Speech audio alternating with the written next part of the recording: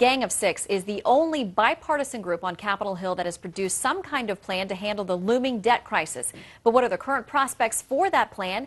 Well, let's talk with Gang of Six member, Republican Senator Mike Crapo. He joins us live. Senator, thanks for coming in today. Thank you. Good to be with you. There's been a lot of a spotlight on Gang of Six and what you've come up with. It is the only bipartisan concept we've seen so far. So where does it stand? How do you take the next step to getting it in some sort of legislative or codified form that folks can vote on? Well, we've already been working very hard to get the legislative language put into place. Remember, this was put together not as a vehicle to solve the debt ceiling battle, but to solve the much broader debt crisis issue. It puts everything on the table. It's really a paradigm shift in American fiscal policy.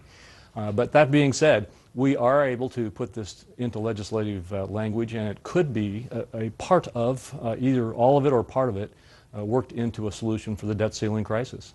It's got fans on both sides of the aisle and critics on both sides of the aisle, as you would imagine any piece of compromise legislation would have.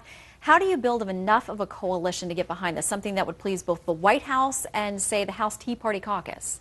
Well, that's what we've been doing for 6 months as we've tried to negotiate it among very, very strong conservatives and moderates and liberals in the Senate. The way we must approach it and the way it must end up is that we have to take on spending aggressively. I think the vast majority of Americans know that the problem in Washington is spending, not lack of revenue.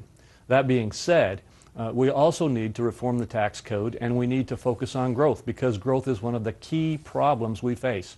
And our approach does just that. We generate the revenue that's needed for the revenue side of the equation by reducing rates, flattening the code, and then growing the economy, and using that additional revenue from a stronger, more powerful economy to help pay down the national debt. Anytime you say the word raising revenue, though, you say those words, people immediately, some out there think tax hike. And there are those who on Capitol Hill have said they cannot possibly and will not vote for anything that amounts to a tax hike. I know for some people it's semantics, but how are you going to convince people to get on board with that part of the equation? Well, you've put your finger right on one of the huge problems, because you're right. As soon as you say revenue, people think you're trying to sneak a tax increase in on them. And that attack has been made on our plan. But the bottom line is we have to continue to fight this fight. And we are getting much greater penetration of the notion that our approach does not raise taxes. In fact, it dramatically cuts the tax rates, flattens out the code, and generates the revenue part of the equation from growth in the economy, and that is exactly the kind of policies we need right now. In fact, raising taxes right now would be the very worst thing we could do to this economy. All right, so the only legislative measure we've seen a vote on so far has been cut, cap, and balance, passed the House, blocked in the Senate, won't even get to a vote there. You mentioned you're working on legislative language for the Gang of Six plan. We're 9 days out from the August 2nd deadline. How quickly could you get something onto paper? Well, something could be on paper very quickly, and it would then need to be scored. I think that could also be done quickly. But I want to make a point. The Gang of Six plan is not inconsistent with the cut, cap, and balance bill. I'm a co-sponsor of the cut, cap, and balance bill, and frankly, America needs both. If we're really going to get out of the trouble we are in, we need a cut, cap, and balance, primarily a balanced budget amendment. We need a huge change in our pro-growth policy on tax policy.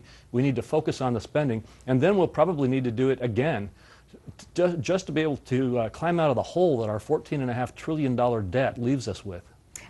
Okay, the balanced budget amendment, we've talked about that a lot. We talked about it with Senator Mike Lee, one of your colleagues, earlier in the last hour. And we talked about the Fox News polling results that show us more than 70% of Americans say they definitely support something like a balanced budget amendment. But when you start spelling it out for them about how you're going to do it through cutting programs or raising taxes, the numbers shift. So how do you convince not only your colleagues here in Capitol Hill, but the American people to get on board with this when, you know, the balanced budget amendment's got to go through the states and be ratified by 2/3 of them? Well, I think you keep the focus of the debate on the threat to our nation. The threat to our nation, not only at a national security level, but right down to the individual and the family level, is so great. And the impacts on their lives will be so great. The threat to the American dream is so great that we must create the kind of process protections in our system to avoid this kind of a debt crisis and build out of it. And when you approach the debate on that, from that way, then you're able to get people to support the process reforms that they know will make the tough decisions for them, or help them to make the tough decisions as they go forward.